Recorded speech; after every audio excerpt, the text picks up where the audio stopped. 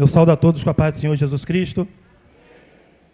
Feliz de estar aqui mais uma vez na casa do Senhor. Meus filhos, minha esposa, meu genro, meus irmãos, família completa. Deus é bom. Por isso que nós estamos aqui e devemos glorificar a Deus porque estamos de pé hoje. Eu peço só para que alguém desligue aqui, porque eu vou estar desfolhando aqui, vai atrapalhar um pouquinho o ventilador.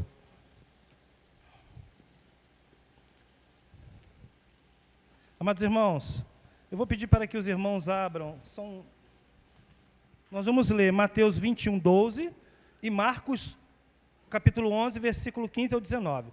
Primeiro, Mateus 21, versículo 12.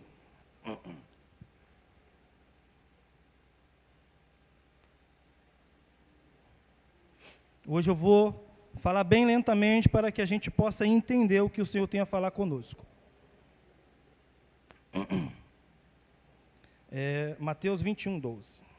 Todos acharam? Meu irmão Pedro vai colocar aqui. Diz assim a palavra do nosso Deus. Entrou Jesus no templo, expulsou a todos os que aí vendiam e compravam, e derrubou as mesas dos cambistas e as cadeiras dos que vendiam pombas. E disse-lhes, está escrito, a minha casa será chamada casa de oração, mas vós a tendes convertido em covil de ladrões. Aproximaram-se dele no templo, cego e coxos, e ele os curou. Quando, porém, os principais sacerdotes e os mestres da lei viram as maravilhas que fazia as crianças clamando no templo, Hosana ao filho de Davi, ficaram indignados. E perguntaram-lhe, ouves o que estes dizem? Respondeu-lhe Jesus, sim. Nunca lestes da boca de crianças e pequeninos, tirastes o perfeito louvor? E deixando-os, saiu da cidade para Betânia, onde passou a noite. Agora vamos ler Marcos, versículo 15, capítulo 11, versículo 15.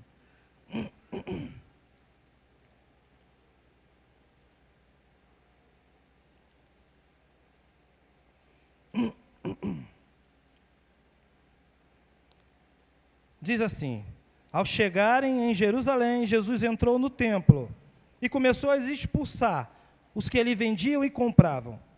Derrubou as mesas dos cambistas e as cadeiras dos que vendiam pombas. Não consentia que alguém carregasse qualquer mercadoria pelo templo. E os ensinava dizendo, não está escrito, a minha casa será chamada casa de oração para todas as nações, mas vós a transformastes num covil de ladrões. Os mestres da lei, os principais sacerdotes, tendo ouvido isso, buscavam ocasião para matá-lo, pois o temiam, porque toda a multidão estava admirada da sua doutrina. Louvado seja o nome do Senhor, todos podem se sentar. Amados irmãos, a palavra fala sobre o momento em que Jesus entra no templo e ele fica indignado com o comércio que havia dentro das igrejas. E a Bíblia diz que ele começa a expulsar os cambistas, os comerciantes daquele lugar. Hoje a palavra, o foco dessa palavra não são os falsos profetas, mas eu vou ter que passar por eles, porque faz parte da palavra. Entende? Nosso foco vai ser outro. E por que eu quis ler os dois versículos? Os dois, tanto Mateus quanto Marcos. Diz assim, então entrou Jesus no templo. Jesus, tendo entrado no templo, expulsou a todos que ali vendiam e compravam, e derrubou as mesas dos cambistas, e as cadeiras do que vendiam pombas. E lhes disse, está escrito, a minha casa será chamada casa de oração, mas vós a tendes convertido em covil de ladrões. No versículo 14 diz assim, aproximaram-se dele no templo, cegos, coxos, e ele os curou. Então nós podemos entender aqui que quando Jesus entra no templo e ele expulsa aqueles mercadores, aqueles comerciantes, pessoas são curadas. Coxos são curados, cegos são curados. Então teve que sair todo o comércio para que novamente pessoas fossem curadas no templo de Deus. Você percebe que hoje não está tão diferente? Essa palavra nem nos choca tanto, porque é dessa maneira que se encontra a casa do Senhor. Hoje a casa do Senhor, ela se encontra como covil de ladrões. E quando nós vamos entender o que é covil de ladrões, a palavra covil, ela significa caverna, lugar de refúgio. Então hoje, o templo de Deus, ela é um lugar onde os ladrões se refugiam. O templo de Deus se tornou um local onde comerciantes da fé se escondem atrás da palavra de Deus, atrás do púlpito. E isso deveria nos indignar, porque indignou o nosso Senhor Jesus. E hoje parece que nós nos conformamos de não haver mais cura dentro da casa de Deus. Parece que nós nos conformamos de pessoas não serem libertas. Parece que hoje é normal nós entrarmos e sairmos da mesma maneira. Não tem mudança, não tem libertação, não tem cura, não tem avivamento. Então, o Senhor nos dá uma direção: tire os comerciantes de dentro da minha casa, para que volte a ter cura, para que volte a ter libertação, para que haja novamente edificação, transformação, para que casamentos sejam restaurados. É necessário que saia todo esse comércio. E quando a gente vai lendo, amados irmãos, a palavra de Deus diz que ele curava os cegos, os coxos, né? E diz assim, no versículo 15, quando, porém, os principais sacerdotes e os mestres da lei viram as maravilhas que fazia, e as crianças clamando no templo, Hosana ao filho de Davi, ficaram indignados. Aí o Senhor diz lá no versículo 16, nunca lestes da boca de crianças e pequeninos tiraste o perfeito louvor? Quando a Bíblia fala sobre crianças e pequeninos, são aquelas pessoas que estavam iniciando. As pessoas viam o que acontecia dentro da casa de Deus e não concordavam. Então, quando Jesus entra e acaba com toda aquela bagunça, eles se alegram. Os servos do Senhor se alegram quando o Senhor põe ordem na casa. Os servos do Senhor devem se alegrar. Porque a casa do Senhor, ela não foi feita para isso. E nós vamos ler um pouco sobre isso. E hoje, nós temos aí, irmãos, nós podemos falar de várias coisas, de vários tipos de comércio que nós encontramos na casa de Deus. Eu fiquei surpreso, teve agora o viradão de Ano Novo, o viradão gospel, a qual eu fui pesquisar e descobri que nos Estados Unidos, teve aqui no Brasil, em São Paulo, e teve nos Estados Unidos, aonde um ingresso nos Estados Unidos, para você ir na casa do Senhor, custava até R$5.000. Eles estavam cobrando R$5.000 para que as pessoas entrassem naquele culto, naquele festejo, e diziam que eles estavam adorando ao Senhor. Só que quando a gente lê em Amós, vamos buscar aqui Amós, diz assim, Amós 5, versículo 21, aborreço e desprezo as vossas festas, as vossas assembleias solenes não me dão nenhum prazer. Ainda que me ofereçais holocausto como ofertas de cereais, não me agradarei deles, nem atentarei para as ofertas pacíficas de vossos animais cevados. Afasta de mim o som dos teus cânticos, porque não ouvirei as melodias dos teus instrumentos. Então toda essa festa que é cobrada, tudo isso, aonde alguém sai lucrando, Deus não está nessas festas. Deus não ouve, Deus não recebe esse louvor, Deus não recebe esse culto, porque o culto ele não deve ser cobrado, o preço foi pago na cruz do Calvário. Então estão distorcendo o que realmente é a casa de Deus, e hoje nós vemos todo tipo de comércio, e antes eu tinha até uma certa resistência a algumas coisas, mas eu passei a entender. Por exemplo, a cantina, muitos dizem: irmãos, isso aqui é para ajudar na obra da casa do Senhor. Eu vou dizer para vocês, irmãos, eu tive uma infância muito pobre. Então eu morava na casa de baixo e a minha avó morava na parte de cima. E durante muitos dias, amados irmãos, durante muito tempo, nós comíamos aquele pão velho.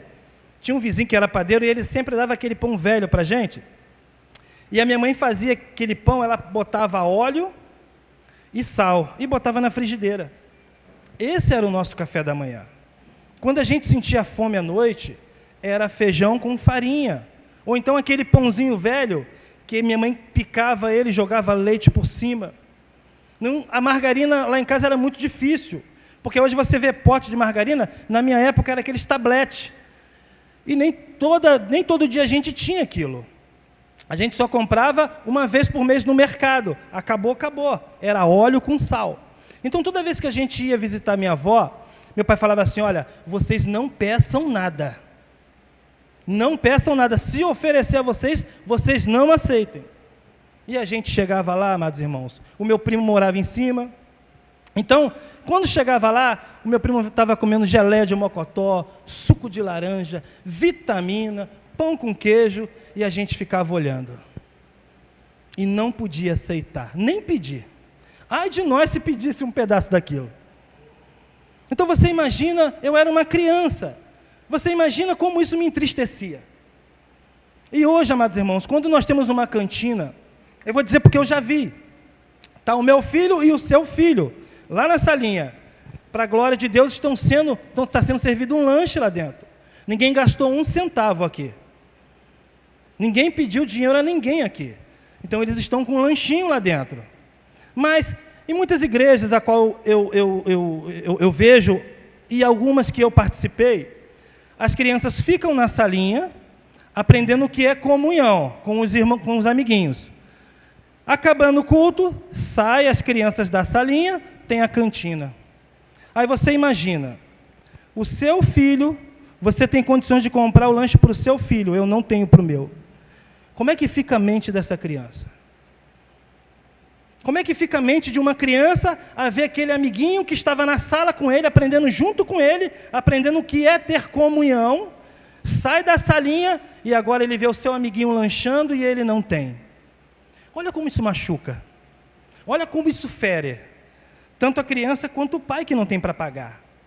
Então, a casa do Senhor é um lugar de comunhão, irmãos. Não é um lugar de comércio. Então, isso se aprende desde pequenininho. Nós temos que ter comunhão entre nós e os nossos filhos aprenderem lá. O que um come, todos comem. Entende? O meu filho sai dali maravilhado. Pai, hoje eu comi 3 vezes. Olha que maravilha.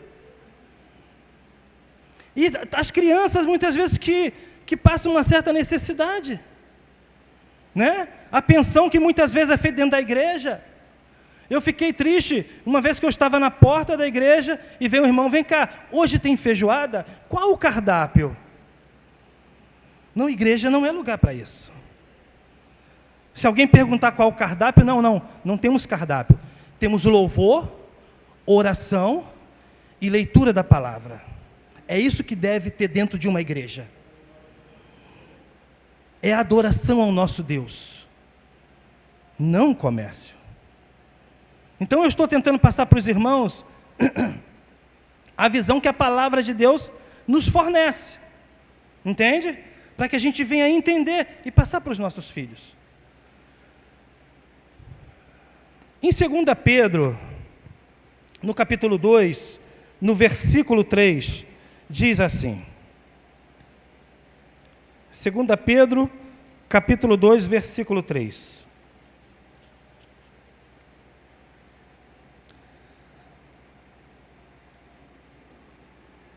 Por ganância vos explorarão, com palavras fingidas. Para ele, o juízo é lavrado a longo tempo, não tarda, e a sua destruição não dorme. Então, o Senhor está falando sobre os falsos profetas. É melhor a gente ler do início aqui, capítulo 2, versículo 1. Houve também entre o povo falsos profetas, como entre vós haverá também falsos mestres, os quais introduzirão encobertamente heresias destruidoras, negando até o Senhor que os resgatou, trazendo sobre si mesmo repentina destruição. E muitos seguirão as suas dissoluções, e por causa deles será blasfemado o caminho da verdade. Por ganância vos explorarão. Em outras versões, por ganância farão negócios com vós. Por ganância farão comércio de vós. São as versões que nós encontramos. Então, amados irmãos, o Senhor, Ele já nos mostra, Ele já denuncia o pecado dos falsos profetas. Então, o que é um falso profeta? Hoje nós entendemos de maneira errada que o falso profeta é aquele que profetiza e não acontece. Também é um falso profeta, mas não é somente isso. O falso profeta é aquele que profetiza aquilo que é contrário a Deus. É aquele que profetiza aquilo que Deus não mandou profetizar. Quer ver uma coisa? Eu estava vendo um canal a qual tem um jovem e ele começa a profetizar para uma outra jovem. Uma jovem bonita, cheia de sonhos. Uma jovem que ficou deslumbrada com tudo que está acontecendo aí fora, com os influências digital, né? Então, ele começa a profetizar para essa jovem. E ele diz assim, olha, você vai ser procurada, a sua vida vai mudar. Deus está dizendo, ele fala isso, irmão, Deus está dizendo, o Luciano Huck vai te procurar. O Carlinhos Maia vai te procurar. E você vai estourar nesse Brasil. E ao fundo tem uma mulher gritando, meu Deus! Olha isso. E aí ele continua. Deus está dizendo para você não andar com galinhas, mas andar com águias. Olha como isso inflama uma jovem cheia de sonhos. Mas tudo isso que ele profetizou, deu certo. Essa menina aparece num programa do Carlinhos Maia, né? É tipo um reality show, onde tem bebedeira, tem festa, tem farra, tem de tudo lá, irmãos. E eles vão anunciar essa menina. E essa menina, ela sai de uma porta com um short pequeno e aquelas meia calça toda quadriculada, e ela é apresentada para todos que estão ali. E quando ela sai da porta, o que ela fala? Meu Deus! Acertou a profecia? Acertou. Mas é um falso profeta. Porque falou em nome de Deus aquilo que Deus não mandou entregar para ela. Deus jamais mandaria uma jovem naquele lugar. Então, esse é o falso profeta. Então, nós temos que estar atentos ao que os falsos profetas revelam, ainda que essas coisas aconteçam. Quantos casamentos foram destruídos por falsos profetas? A qual dizia, não, esse casamento não é mais para você. Deus tem algo melhor para você, falou em nome de Deus. E o casamento foi destruído, outra pessoa entrou na vida dela, mas é o falso profeta. A palavra de Deus, ela nos mostra que nós não devemos entrar em julgo desigual. Ainda, irmãos, que eu estivesse dentro da igreja e conhecesse a minha esposa no mundo e desse certo, eu não posso aconselhar ninguém a fazer isso, porque a palavra de Deus, ela diz ao contrário. Eu não posso me vangloriar disso, eu tenho que ensinar aquilo que está escrito. Então, esse é o verdadeiro profeta, aquilo que profetiza o que diz a palavra. O falso profeta é aquilo que profetiza aquilo qual a palavra não diz.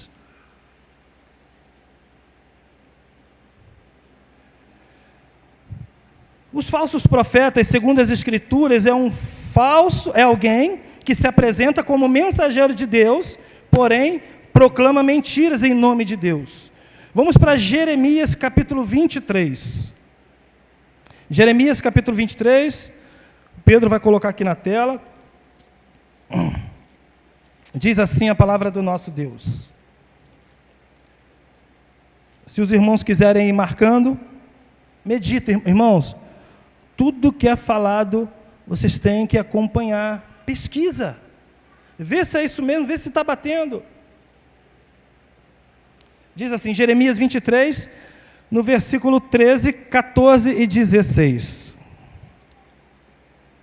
Diz assim: entre os profetas de Samaria vi loucura. Eles profetizavam da parte de Baal e faziam errar o meu povo Israel. E entre os profetas de Jerusalém vi uma coisa horrenda. Cometem adultérios e andam com falsidade.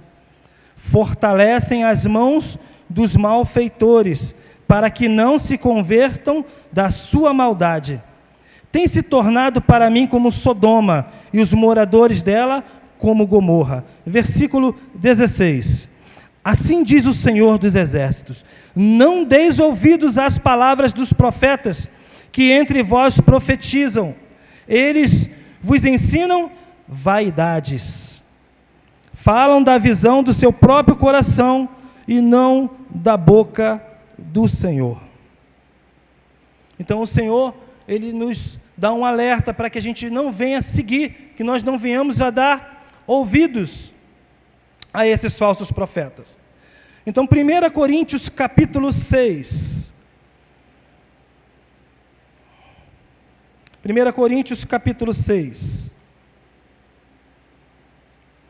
Diz assim, versículo 9: não sabeis que os injustos não hão de herdar o reino de Deus? Não vos enganeis, nem impuros, nem idólatras, nem adúlteros, nem efeminados, nem sodomitas, nem ladrões, nem avarentos, nem bêbados, nem maldizentes, nem roubadores herdarão o reino de Deus. Aí eu quero focar aqui em ladrões. Hoje muitos ensinam que lá em Malaquias diz que o Senhor, nosso Deus, Ele repreende o povo. Eles ensinam dessa maneira. Roubará o homem a Deus? E eles perguntam: Senhor, em que nos roubamos? Em que roubamos o Senhor? Roubais nos dízimos e nas ofertas. Então esse versículo, ele é usado para dizer que aqueles que não dizimam, aqueles que não ofertam, são ladrões, e que eles não vão herdar o reino dos céus. Só que quando nós vamos para o original, essa palavra, ladrões, ela significa kleptes, no grego, que significa um desviador de fundos, um surrupiador, nome transferido para falsos mestres que não se preocupam em instruir os homens, mas abusa da confiança deles para o seu próprio ganho. Então esse ladrão, ele está sendo direcionado a falsos profetas. Aí quando nós vamos lá, Mateus 7,15, Mateus capítulo 7 e o versículo 15.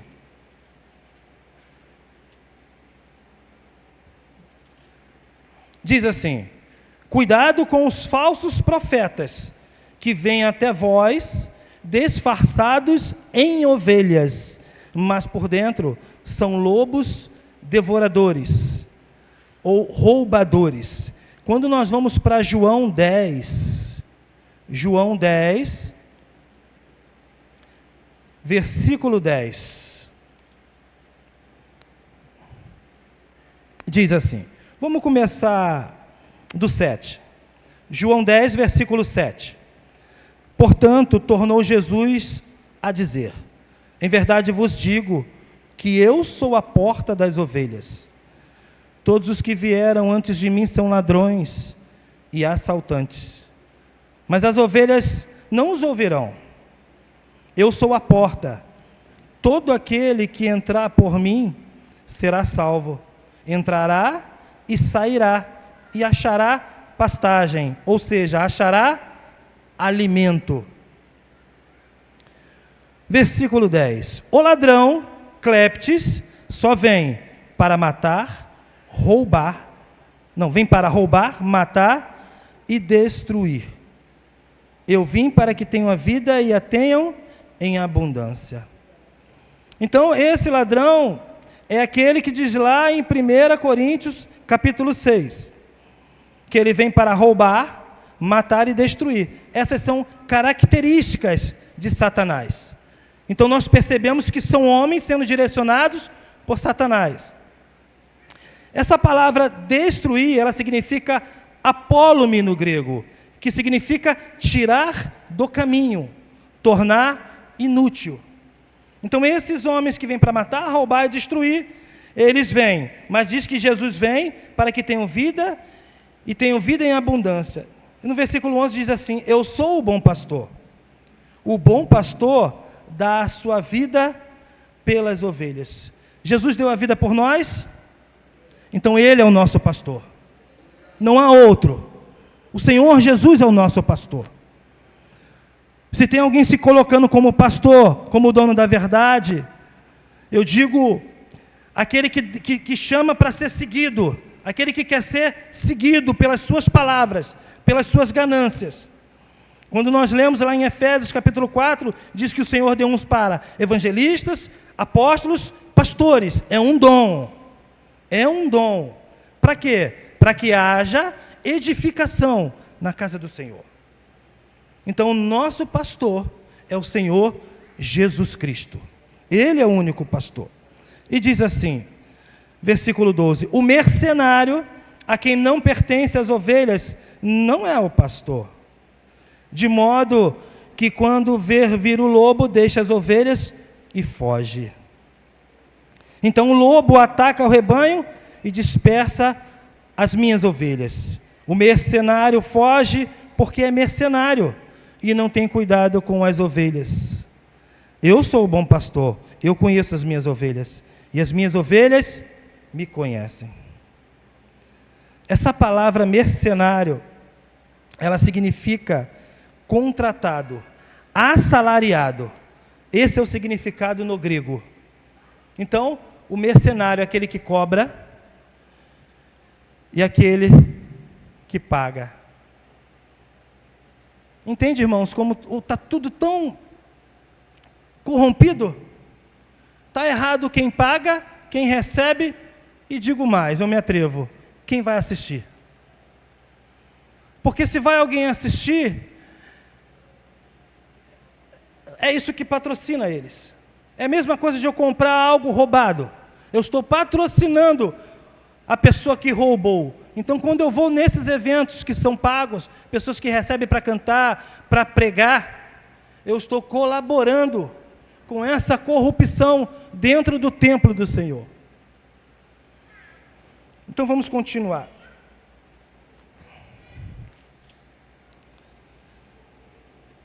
E nós vimos que quando o Senhor vem no templo, Ele vê mercadores.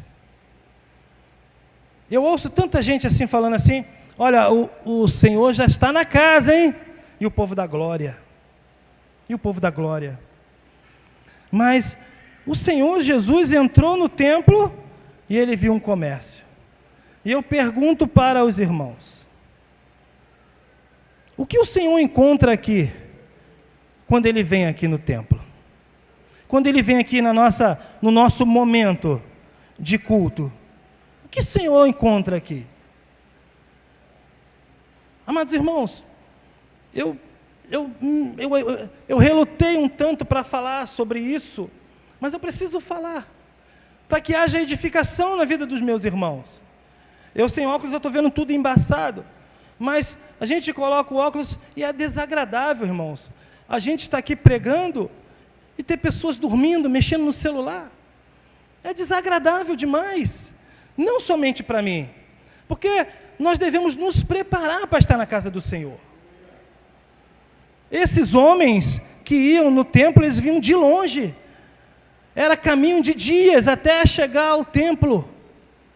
Então, eu não estou falando para ferir ninguém, não estou vendo ninguém dormindo, não estou vendo ninguém mexendo no celular, mas é algo que a gente vê com constância. Então, é um conselho que eu digo para os irmãos: se prepare para o culto. Venha com um coração alegre, venha com um coração disposto a cultuar, a louvar ao Senhor, a ouvir a palavra do Senhor. Porque, imagina se o Senhor vem aqui, o que ele vai encontrar? E eu digo para você que ele já está aqui. Quando a palavra dele é pregada, já está aqui.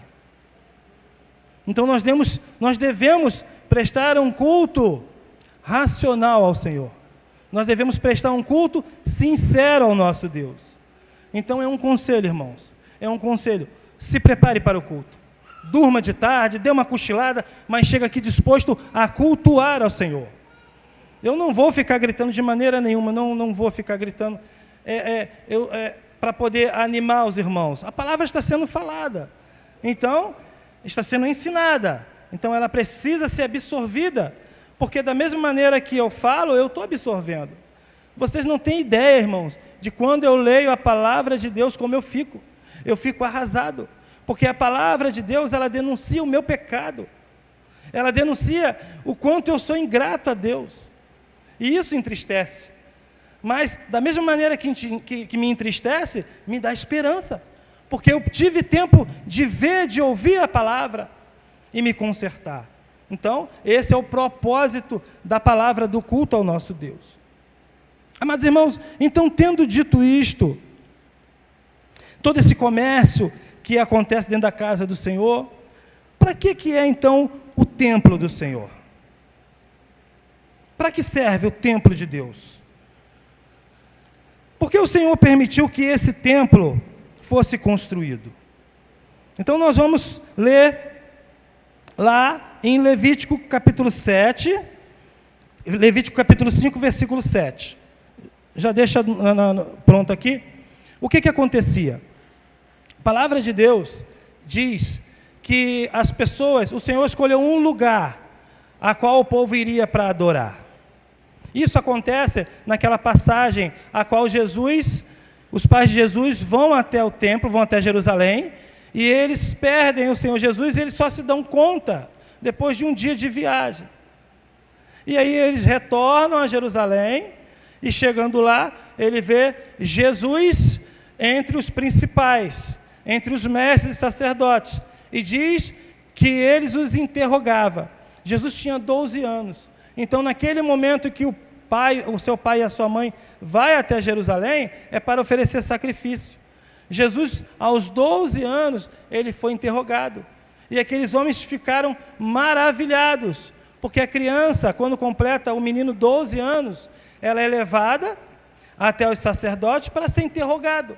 E ele tem que dizer a Torá. Ele tem que mostrar que ele tem o que ele tem aprendido com a Torá. Então, aqueles homens ficaram maravilhados com ele. Então, irmãos, esse tipo de comércio que acontecia naquele lugar, diz lá em Deuteronômio, no capítulo 12, no versículo 26. Deuteronômio.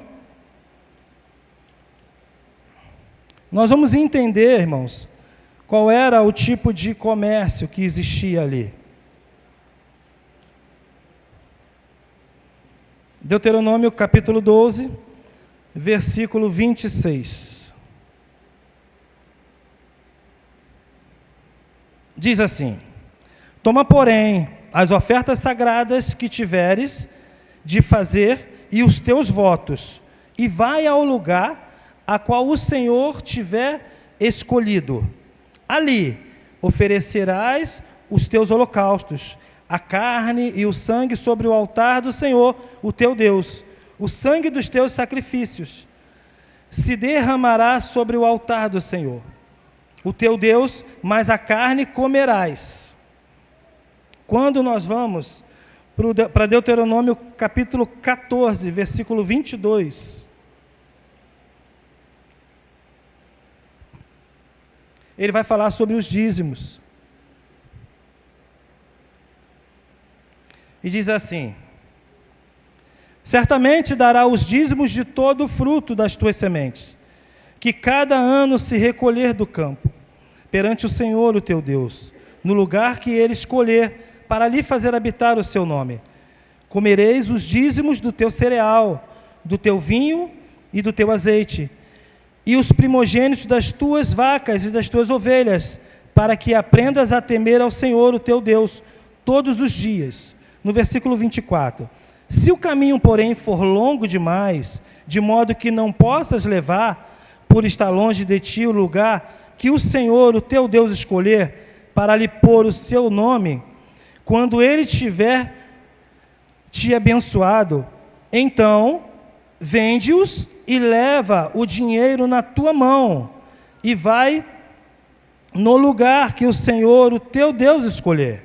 Com esse dinheiro comprarás tudo o que desejares, vacas ou ovelhas, ou vinho, ou bebida forte, ou qualquer outra coisa que desejares.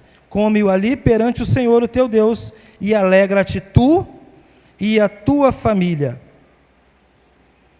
E não desampararás ao levita, que está na tua cidade, pois ele não tem parte nem herança contigo.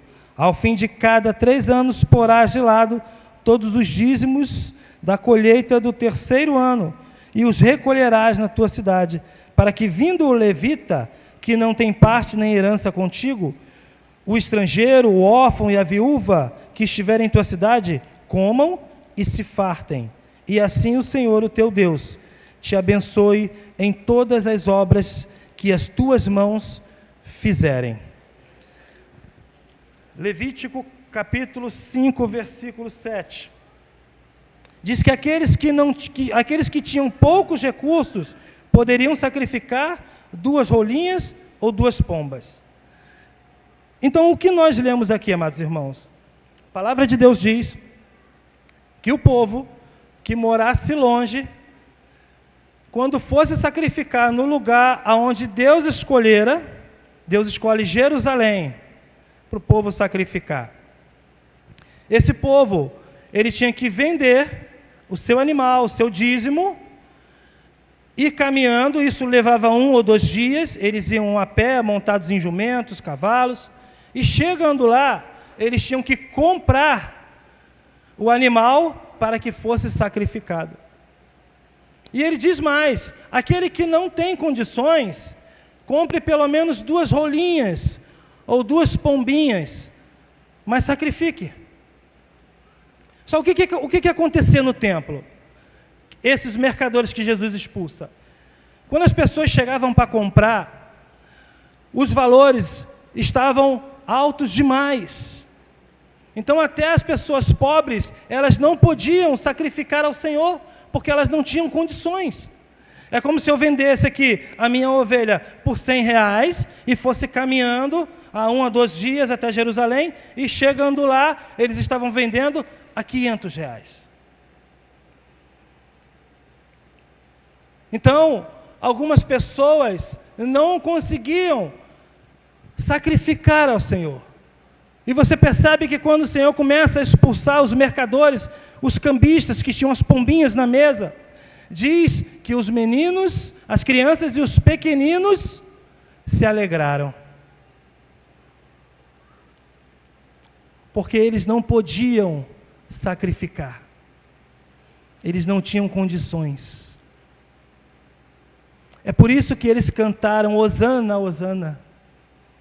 Eles se alegraram porque naquele momento eles tiveram a oportunidade de sacrificar ao nosso Senhor. Será que nesse viradão que teve, todos tiveram condições de sacrificar a Deus, de cultuar a Deus? Não vão para esse lugar, meu irmão. O culto é gratuito. O Senhor espera por nós aqui nesse momento. E Ele não quer um centavo dos irmãos. Ele não quer o seu dinheiro. Ele não quer a chave da sua casa ou a chave do seu carro. Ele não quer o seu primeiro salário do ano, para que você seja próspero o ano inteiro. Ele não quer, isso não é bíblico. Ele quer o seu coração. Ele quer um coração sincero, é isso que Ele deseja. Por isso que eu aconselho que os irmãos se preparem para o culto, porque é o que Ele espera de nós. Ele espera receber o melhor louvor. Ainda que você esteja passando por necessidades, como eu já passei um dia, mas você está aqui e Ele ama o seu louvor. Não importa o valor que você tem na tua poupança, na sua conta corrente, não importa o modelo de carro que você tem, você pode ter vindo a pé, mas é você que o Senhor espera aqui. É o seu louvor, é o seu culto que Ele espera. Então as pessoas têm sido induzidas ao erro, que quanto mais dá, mais recebe. E aqui Ele nos dá uma dica.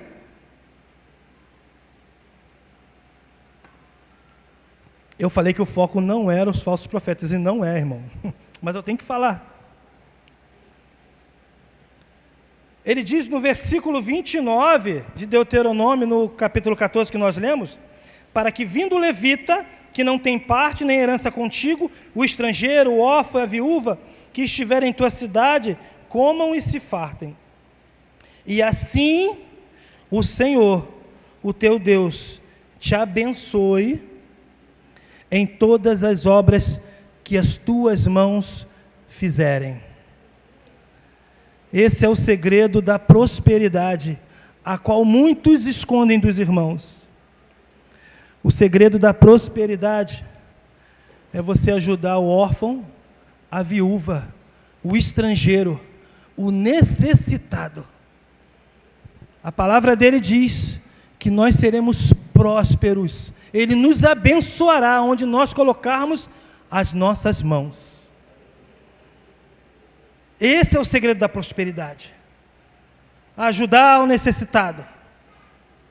Fica com o teu carro, fica com a tua casa, o teu primeiro salário guarda, vai pagar tuas contas. O Senhor não quer isso. Ele quer que nós venhamos agir de compaixão um para com o outro. É isso que Ele espera de nós. Então, amados irmãos, quando nós vamos para Malaquias 1:8, diz que eles ofereciam, esses falsos profetas, ofereciam animais com defeito.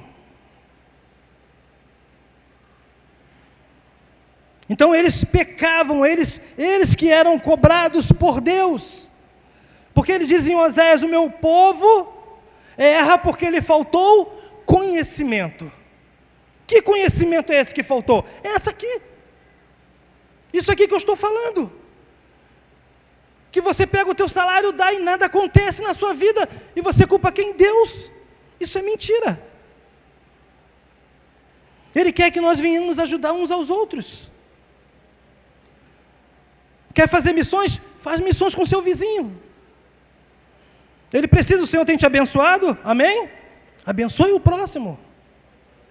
É isso que Ele espera de nós.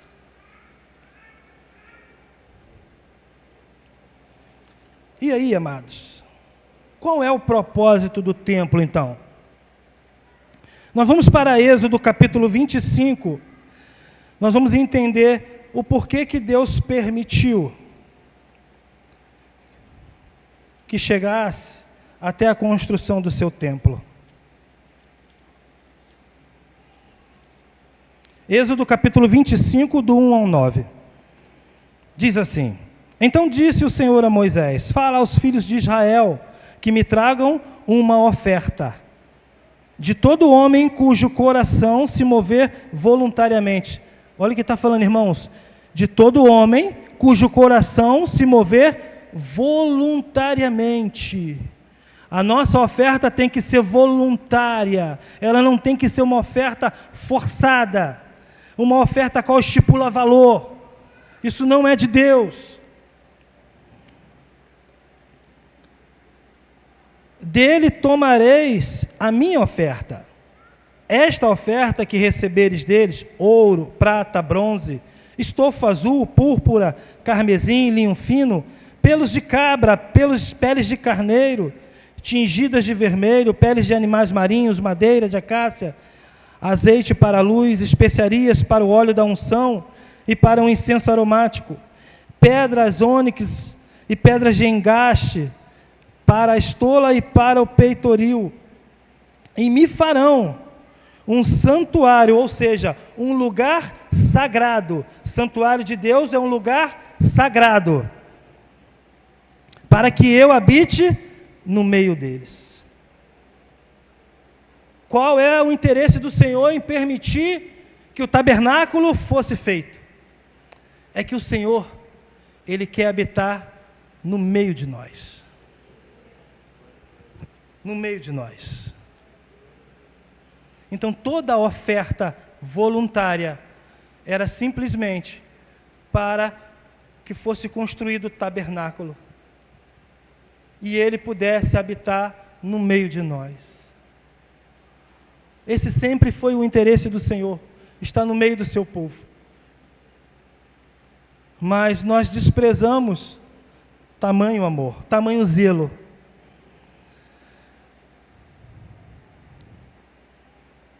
E aí, amados irmãos, se não fosse a misericórdia de Deus nas nossas vidas, nós não estaríamos aqui. Nunca pergunte a Deus, ou acuse Deus, de Deus ter esquecido de você. Ele não se esqueceu. Ele não se esquece de nenhum de nós. A Bíblia diz que Ele é Deus de perto e Deus de longe. Deus tem um interesse em se relacionar conosco. Quando nós fomos alcançados, não sei se tem alguém aqui ainda que não foi alcançado pelo Senhor, eu digo a vocês, irmãos, Ele vai falar com você de uma maneira que você vai entender que é Deus falando contigo. E é Ele que nos fortalece, é Ele que nos mantém de pé. É por isso que Ele quer andar conosco. Por isso que Ele quer que nós andemos com Ele. Para que tudo vá bem. E a conclusão disso se encontra em Êxodo 40, no versículo 34 ao 35, a qual o nosso Deus, Ele confirma a glória dEle. Diz assim: então a nuvem cobriu a tenda da congregação, e a glória do Senhor encheu o tabernáculo. Moisés não podia entrar na tenda da congregação, porque a nuvem repousava sobre ela, e a glória do Senhor enchia o tabernáculo. Quando a nuvem se levantava de sobre o tabernáculo, os filhos de Israel seguiam viagem.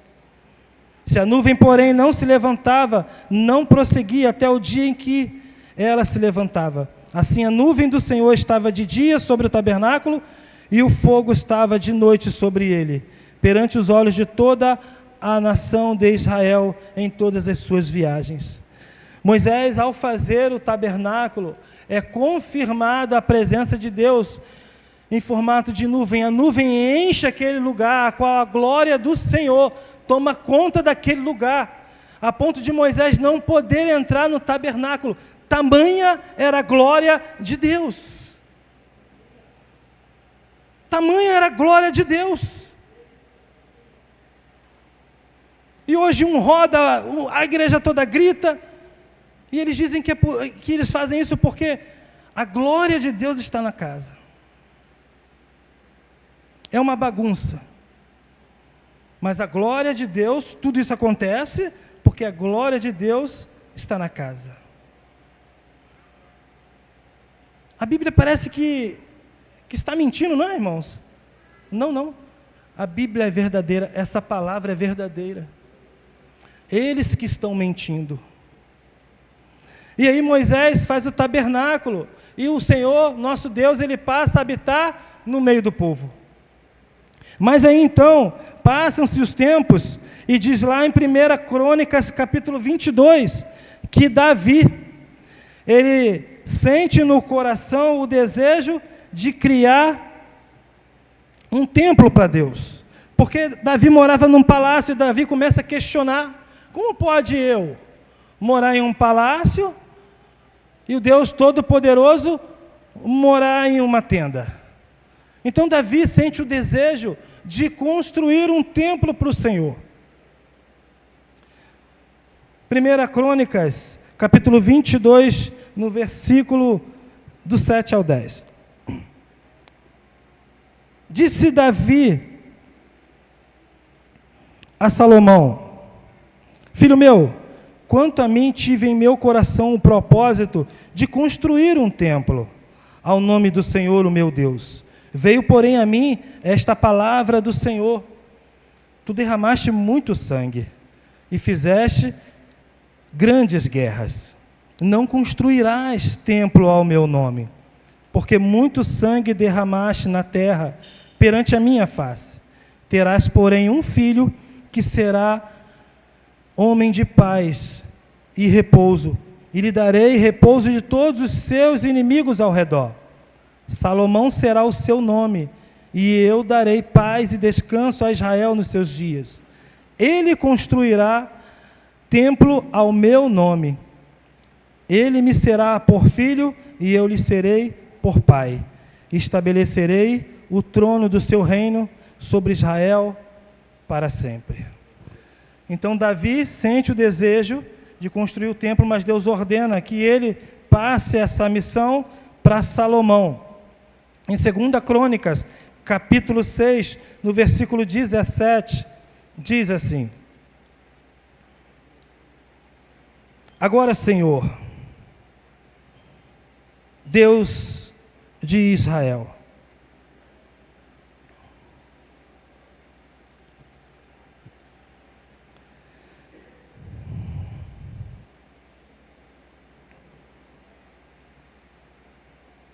confirme-se a tua palavra que prometestes ao teu servo, a Davi, verdadeiramente.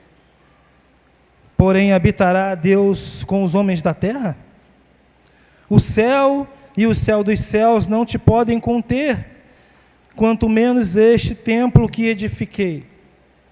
Todavia, atende a oração do teu servo e a súplica, ó Senhor meu Deus, para ouvires o clamor e a oração que o teu servo faz perante ti. Que os teus olhos estejam dia e noite abertos sobre este lugar, do qual disseste que ali porias o teu nome, que ouças a oração que o teu servo fizer neste lugar. Ouve tudo o lugar da tua habitação do céu, ouve e perdoa. Quando alguém pecar contra o seu próximo e lhe for exigido que jure, e ele vier a jurar diante do teu altar neste templo, ouve tu dos céus, age e julga a teus servos, pagando ao ímpio, lançando o seu proceder sobre a sua cabeça, e justificando ao justo, dando-lhe segundo a sua justiça. Quando também o teu povo, Israel, for ferido diante do inimigo, por ter pecado contra ti, e eles se converterem, confessarem o teu nome, e orarem e suplicarem perante ti neste templo, ouve tu dos céus, e perdoa os pecados de teu povo Israel. Faze-os tornar a terra que lhe destes e a seus pais. Quando os céus se cercarem, se cerrarem e não houver chuva, por terem pecado contra ti, e orarem neste lugar, confessarem teu nome e se converterem dos seus pecados, quando tu os afligires, ouve tu dos céus, Perdoa o pecado dos teus servos e do teu povo Israel. Ensina-lhes o bom caminho em que devem andar e dá chuva sobre a terra, que deste ao teu povo em herança. Quando houver fome na terra, ou peste, quando houver praga ou ferrugem, gafanhoto ou lagarta, quando seu inimigo o cercar em qualquer das suas cidades, ou houver alguma praga ou doença, toda oração e súplica que qualquer homem ou todo o teu povo Israel fizer, conhecendo cada um a sua praga e a sua dor, e estendendo as suas mãos para este templo.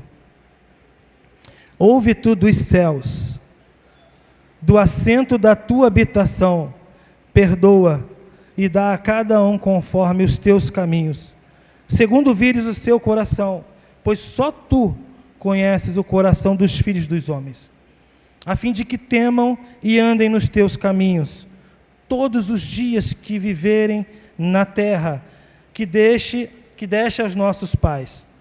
Assim também ao estrangeiro, que não é do teu povo, nós, mas vier a ter remotas, por amor do teu grande nome, da tua poderosa mão e do teu braço estendido, vindo ele e orando nesse templo. Ouve tu dos céus, do assento da tua habitação, e faze conforme tudo o que o estrangeiro te suplicar, a fim de que todos os povos da terra conheçam o teu nome e te temam como o teu povo Israel, e saibam que pelo teu nome é chamado este templo que edifiquei. Quando o teu povo sair à guerra contra os seus inimigos, pelos teus caminhos que os enviares, e orarem a ti, voltados para esta cidade que escolhestes e para este templo que edifiquei ao teu nome, ouve tu dos céus a sua oração e a súplica, e executa o seu direito, quando pecarem contra ti, pois não há homem que não peque. E tu te indignares contra eles e os entregares diante do inimigo, para que os levem cativos a uma terra longe ou perto, e na terra para onde forem levados em cativeiro, caírem em si e se converterem, e na terra do seu cativeiro a te suplicarem, dizendo: pecamos, perversamente procedemos e cometemos iniquidade. Se eles se converterem a ti de todo o teu coração e de toda a tua alma na terra do cativeiro, para onde os levaram presos, e orarem, voltados para a sua terra que deste a seus pais, para esta cidade que escolhestes, e para este templo que edifiquei ao teu nome, ouve dos céus, do assento da tua habitação, a sua oração e as tuas súplicas, e executa o seu direito. Perdoa teu povo, que houver pecado contra ti. Agora, ó meu Deus, estejam os teus olhos abertos e os teus ouvidos atentos à oração que se fizer neste lugar. Os músicos podem vir se quiser. O propósito do templo de Deus. O Senhor querer habitar no meio do seu povo. O propósito do templo de Deus. Quando nós pecarmos, nós temos um lugar para orar a Deus e nos arrependermos. Ele diz que quando vier a praga, quando vier a doença, nós devemos clamar a Ele. Ele diz que quando vier a fome, nós devemos clamar a Ele. É por isso que o Senhor Jesus, ao entrar naquele templo e ver todo aquele comércio, Ele diz assim: a minha casa será chamada casa de oração, casa de comunhão. Esse lugar é o lugar de oração. Quantos chegaram aqui cheios de problemas? E você está tendo um momento de paz, um momento de sossego. Eu não sei o que você passa na sua casa, eu não sei o que você passa lá fora, Mas quando você chega aqui, o ambiente te traz paz, porque você está num lugar de oração. Você está num lugar de arrependimento e de perdão.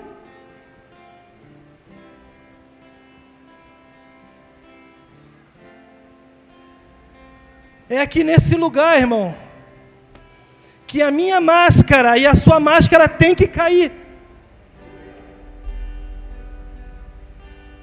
Eu posso enganar muitos lá fora, mas aqui dentro, a minha máscara tem que cair. E eu tenho que me prostrar ao Senhor.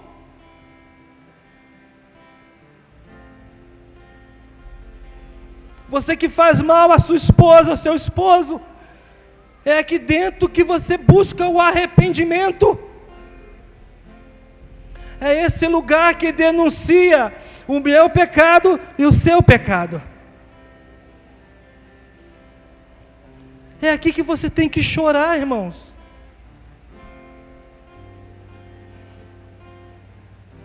É aqui que você tem que buscar a face do Senhor. É nesse lugar. Não é para vender livro, não é para fazer cantina, não é para vender comida. É unicamente para a gente estar junto com Deus. Ele está no meio de nós. E nós buscarmos o arrependimento, o seu perdão. Quando Jesus chega para Pedro: Pedro, tu me amas? E Pedro por 3 vezes fala. Mas chega um momento que Pedro fala assim: Senhor, tu sabes. Jesus fala assim: Pedro, apacenta as minhas ovelhas. Quando você vai buscar o significado de apacentar no hebraico, é cuida, trata, Pedro. Mas quando você vê no grego, lá no Novo Testamento, apacentar significa: Pedro, alimenta as minhas ovelhas. Tem que sair alimento daqui. Você não pode se conformar de sair desse lugar da mesma maneira que você entrou. Você não pode vir aqui e continuar sendo um mau caráter lá fora, sendo um mentiroso, compra e não paga, não respeita a sua esposa, não respeita seu esposo, não respeita seus filhos, não respeita seus pais. Você tem que sair daqui e receber essa transformação, que é o alimento da palavra de Deus. Você tem que sair daqui uma pessoa nova, uma pessoa viva. Esse é o avivamento que tem que acontecer dentro da igreja. O arrependimento, a transformação. Você tem que querer mudança na sua vida. Você tem que chegar em casa, meu irmão, e a tua esposa falar assim: ele veio diferente. Ele não é aquele cavalo que saiu um cavalo e voltou um príncipe. É os seus pais verem as suas atitudes como filhos e falar: nossa, ele está me honrando. Eu já errei tanto com ele, mas ele me perdoou e ele está me honrando.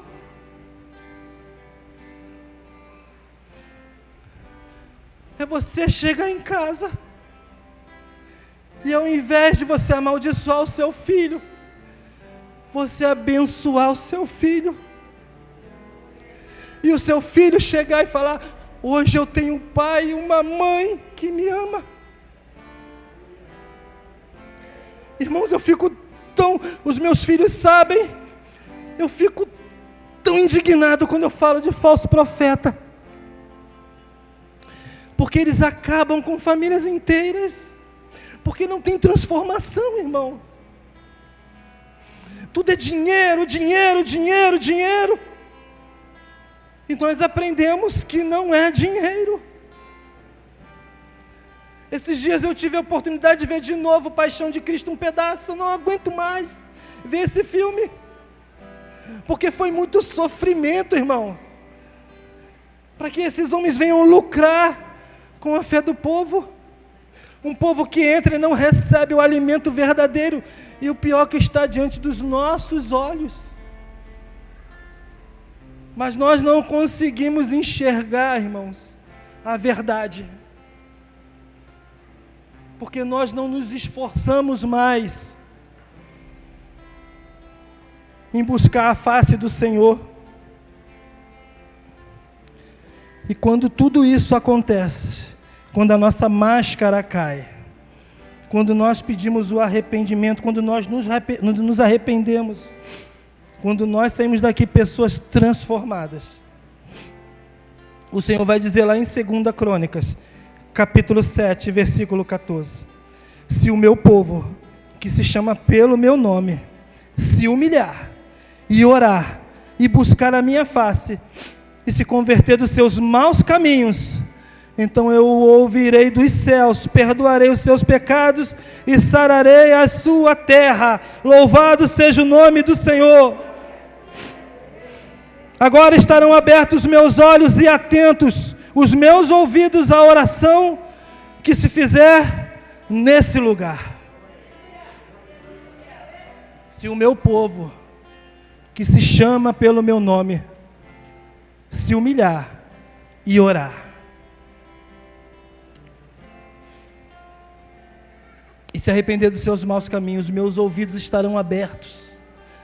Quer que Deus ouça as vossas orações? Se arrependa. A Bíblia diz que se nós nos humilharmos, os olhos deles estão abertos, os seus ouvidos estão atentos a nós.